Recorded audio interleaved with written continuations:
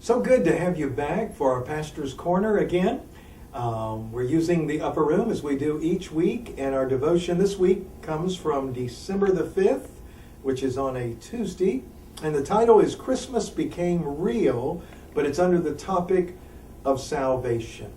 I don't know how many of you remember that old hymn, Are you washed in the blood, in the soul cleansing blood of the Lamb? You know, I remember singing that as a kid. And if you think about the lyrics for a kid, that sounds really strange. Are we washed in the blood, you know? But the idea is, of course, Jesus has come to save us.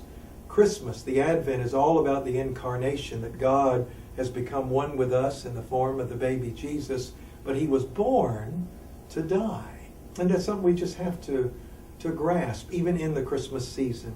The Bible verse is a quotation from Isaiah, "To us a child is born, to us a son is given, and the government will be on his shoulders." Now let me ask a few questions in our devotion this week. The first one is, why did the Lord come? Now you know the Bible describes him as Emmanuel, and that means God is with us.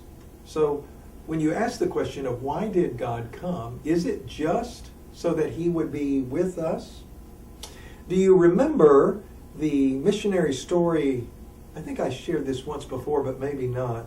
In a faraway place where a gentleman had worked with the people, and they just could not grasp the baby Jesus. And then one day he had this incredible experience, and he heard an uproar outside, and he ran out there, and the two tribes that faced each other and struggled with each other a lot, they were switching babies. I mean, just crazy. And mamas were crying, and it was like a ceremony, and they split up. And so he turned to some of the folks, and he said, "What's going on?" And they said that this was, and I think it was called the Sun Child, and said that, you know, each tribe gives a child for this tribe to raise, and as long as they raise this child and you raise their child, then you don't war because you have one of theirs. And he thought, that's it.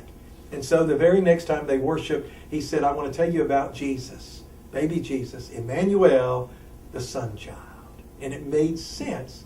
And after that, according to the missionary story, it was wonderful. This is the beginning of the Advent season, and it is a wonderful time of the year. So I encourage you to lift up the question in your own spirit, you know, why did he come? May the Lord bless you.